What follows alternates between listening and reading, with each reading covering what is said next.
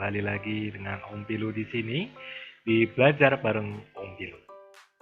Di video kali ini kita akan membahas salah satu algoritma enkripsi yang terbilang sederhana, tapi dulu sempat digunakan dan cukup efektif untuk merahasiakan informasi. Dan siapapun yang mau belajar kriptografi memang sebaiknya mempelajari teknik ini terlebih dahulu. Perlu teman-teman ketahui bahwa teknik yang akan kita pelajari hari ini bertipe kriptografi simetris. Ingat, kriptografi simetris artinya untuk enkripsi dan dekripsi menggunakan kunci yang sama. Ya, algoritma yang kita pelajari adalah Caesar cipher. Ya, teman-teman nggak salah baca Caesar. Mirip seperti nama Kaisar Romawi kalau nggak salah ya, Caesar. Ya, dan memang karena ini dicetuskan oleh beliau. Ya, Caesar cipher adalah salah satu algoritma enkripsi simetris ya, seperti yang Om Pilu jelaskan barusan, bahwa baik ketika enkripsi maupun dekripsi menggunakan kunci yang sama. Nah, algoritma ini terbilang cukup tua, atau nggak cukup tua lagi, tapi memang sangat tua ya, karena pertama kali digunakan oleh Julius Caesar kira-kira 2000 tahun yang lalu. 2000 tahun yang lalu butuh waktu yang sangat lama. Konsepnya sangat sederhana ya Caesar cipher ini, karena dia hanya menggunakan substitusi. Substitusi itu artinya adalah satu huruf digantikan huruf yang lainnya. Jadi misal huruf A jadi huruf C, huruf B jadi huruf D, dan lain sebagainya. Jadi teknik penggantian atau teknik substitusi. Huruf yang diganti itu ya ini ya berdasarkan penggeseran aja gitu. Jadi dia hanya menggunakan teknik pergeseran huruf.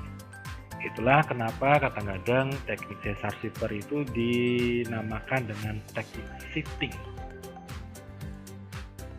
Jika teman-teman ingat bahwa yang membedakan kriptografi dengan hashing adalah kunci. Lalu bagaimana kunci dari Caesar cipher?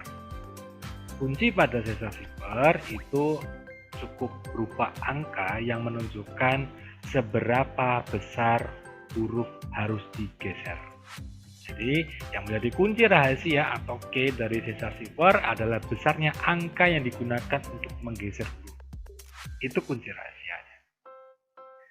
Nah, untuk melakukan itu sebaiknya huruf-huruf dibuat dulu ke dalam bentuk angka.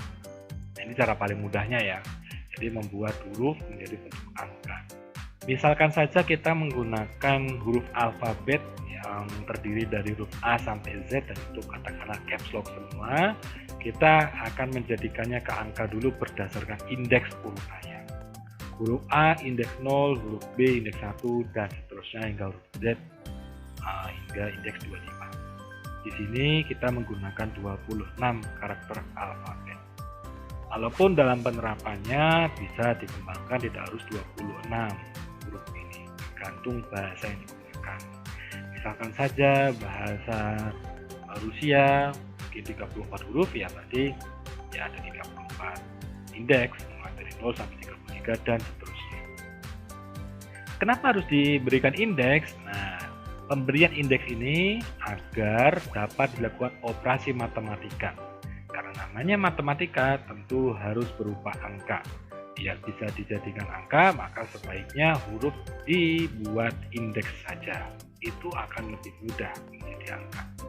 Itu alasannya ya. Jadi langkah pertama yang harus dilakukan sebelum melakukan Caesar cipher, mengubah semua huruf menjadi indeks angkanya terlebih dahulu.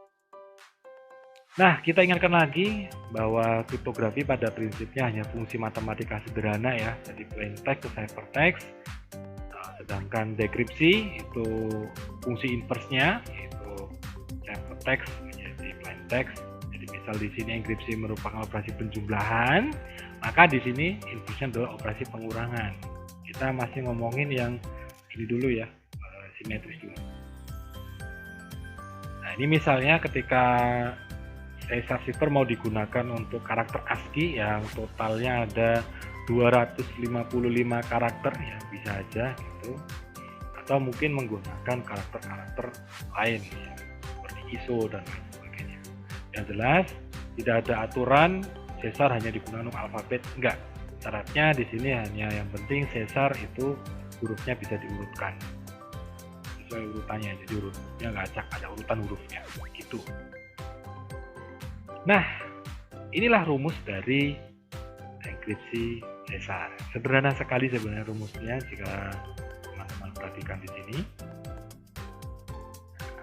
Cuma gini aja rumus. Mari kita bahas. Di sini diasumsikan bahwa huruf-hurufnya itu berupa karakter alfabet ya, jadi A sampai Z saja. Jadi ada 26 huruf. Itu yang perlu kita catat dulu. Diasumsikan kita hanya menggunakan 26 huruf. Nah, EX di sini adalah hasil enkripsi dari karakter X, atau bisa dikatakan ini adalah ciphertext. Ingat, kriptografi merupakan fungsi matematika ya, maka ini dibuat suatu fungsi enkripsi terhadap plain text X. Yang harus kita lakukan hanya menggeser huruf sejauh K. Nah, menggeser huruf sejauh K. Jadi misalnya ini huruf, katakanlah huruf kedua dan nilai K-nya adalah 3, maka menggeser 3 huruf ke kanan gitu ya. K adalah kunci rahasianya. Jadi yang menjadi kunci rahasianya adalah angka ini. Lalu mengapa di sini menggunakan mod 26? Di sini yang perlu diperhatikan dulu bahwa karakter alfabet itu ada 26 huruf A sampai Z misalnya.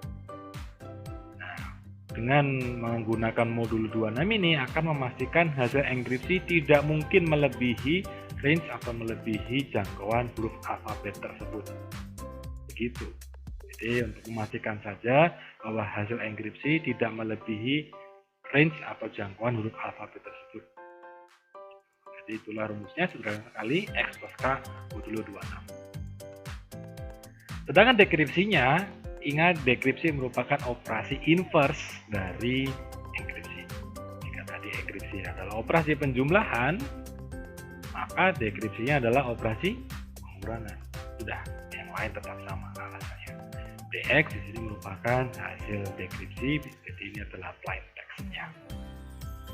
Begitu kira-kira untuk rumus enkripsi dan dekripsi dari Caesar. Cukup sederhana kan? Oke. Nah, mari kita ambil aja contoh di sini biar teman-teman paham. Misal di sini saya memiliki karakter A sampai Z terdiri dari indeks 0 sampai 25. Lalu saya memilih menggunakan kunci rahasia dengan nilai 3 misalnya. Nah, kunci rahasia yang saya gunakan sudah 3. Maka rumus ini akan menjadi seperti ini. X plus 3 modulo 26. Kenapa 26? Ya karena ada 26 karakter. Misalkan saja Om Pilu memiliki suatu plain text berbunyi Om Pilu Yo. Ini spasi kita abaikan dulu ya. Kita spasi abaikan dulu. Di sini kita misalkan saja Om Pilu Yo di sini. Pertanyaannya adalah apakah ciphertext-nya? Itu pertanyaannya. Apa yang kita lakukan di sini? Yang kita lakukan pertama, kita cek dulu huruf O, huruf M, huruf P, dan seterusnya sampai huruf O ini pada indeks berapa aja. Misal huruf O pada indeks 14, huruf M pada indeks 12, dan seterusnya hingga huruf O pada indeks 14. Angka-angka ini lalu dimasukkan ke dalam rumus yang tadi, yang X plus 3 modulo 26. 14 plus 3, 12 plus 3, dan lain sebagainya. Apa itu modulo? Om Pilu akan bahas di sini. Yang jelas Om Pilu sarankan teman-teman belajar dulu tentang modulo di matematika DIV kalau nggak salah, modulo bilangan positif dan modulo negatif. Ini ya, jadi modulo di sini sisa bagi intinya. 14 plus 3 modulo 26 artinya 17 dibagi 26, sisa baginya berapa? Yaitu ya 17, maka 12 plus 3 15 dan seterusnya. Di sini 24 plus 3 di sini itu 27, karena 27 ini melebihi range 25, maka dia akan dimodulo dengan 26. Nah, jadi misal 27 ya, 27 modulo 26 itu sisa bagi misal di sini ya. 1 kali 26, 7 kurangi 6, 1. Nah ini sisa bagi ya, ini adalah modulo. Nah, maka 24 plus 3 modulo 26 adalah 1.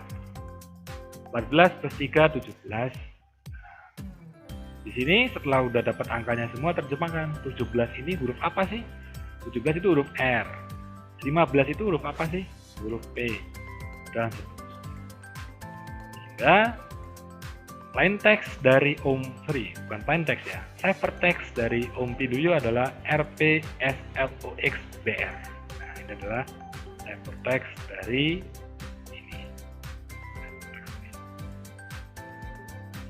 Oke, begitu kira-kira proses enkripsi dari Caesar cipher. Nah berikutnya kita akan melakukan dekripsi. Sama kasusnya, misalkan saja kita menggunakan A sampai Z, kunci rahasianya sama ya, jadi tidak kita ubah. Misalkan saja kunci rahasianya tetap 3 untuk dekripsinya, sehingga rumusnya adalah seperti ini. Ingat, karena dekripsi maka dikurangi. Jika diketahui ciphertext RPSLOXBR, apakah ya? Nah kita udah tahu ya bahwa ini merupakan plain textnya dari ciphertext dari Piluyo. Tapi kita buktikan saja apakah teks ini berhasil dikembalikan ke Piluyo. Buat sama caranya, dibuat indeksnya dulu, indeks berapa aja, R itu 17, B 15, dan seterusnya sampai dengan ini. Lalu masukkan ke rumusnya di sini. Rumus ini ya. 17 kurangin 3, 14 modulo 26 tetap 14, 15 kurangin 3 itu 12 modulo 26 tetap 12, dan seterusnya. Nah ini misal di sini 1 negatif 3 modulo 26, nah ini jadinya negatif 2 modulo 26, ternyata 24, kok bisa, dari mana gitu kan. Nah ini caranya nih, caranya adalah negatif 2 dulu, tulis dulu di sini, lalu di sini kasih aja 26, ini 26 dikali berapa, kali tanda tanya misalnya ya, kali berapa, dan di plus berapa, sehingga hasilnya negatif 2. Syaratnya perkalian ini nilainya harus lebih kecil dari negatif 2. Maka misalkan saja negatif 2, 26 kali negatif 1 misalnya, kali negatif 1 plus something di sini. Nah, negatif 2 sama dengan ini jadinya negatif 26. Negatif 26 plus berapa? Jadinya itu negatif 2. Ya, tentu kita akan dapat dengan mudah menjawabnya bahwa ini adalah 24. Kenapa demikian? Karena negatif 26 ditambah 24 hasilnya adalah negatif 2. Nah inilah modulonya, ini untuk modulo bilangan negatif. Maka nilainya adalah 24. Lalu sini 17 dikurangin 3, 14 modulo 26 tetap 14. Angka-angka ini lalu diterjemahkan ke dalam teks semua, jadi 14 adalah O, 12 adalah M, 15 adalah P, 8 adalah I, dan seterusnya, hingga terbentuk teks seperti ini. Sehingga kita bisa menyimpulkan plain text dari RPSLOXBR adalah OMPILUYO atau Piluyo.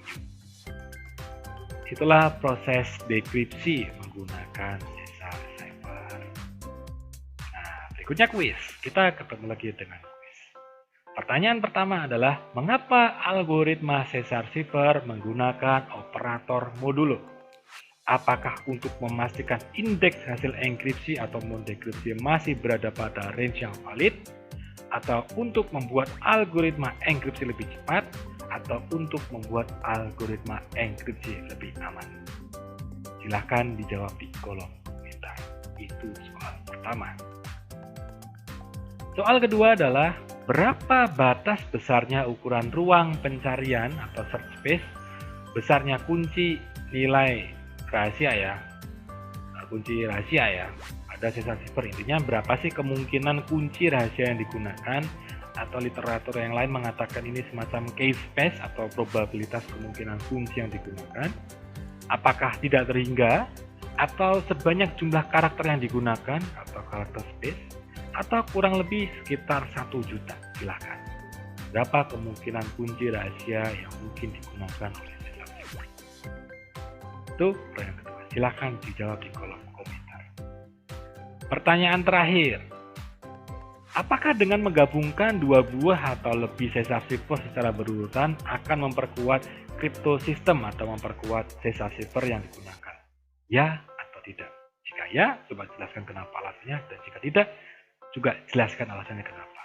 Jadi pertanyaannya adalah, jika saya memiliki dua sesar cipher, karena sesar cipher pertama menghasilkan ciphertext ini dienkripsi lagi dengan sesar cipher lagi menghasilkan ciphertext kedua, ciphertext kedua ini dienkripsi lagi dengan sesar cipher ketiga, dan seterusnya. Apakah hasil akhirnya ini menguatkan enkripsi sebelumnya atau tidak menguatkan sama sekali?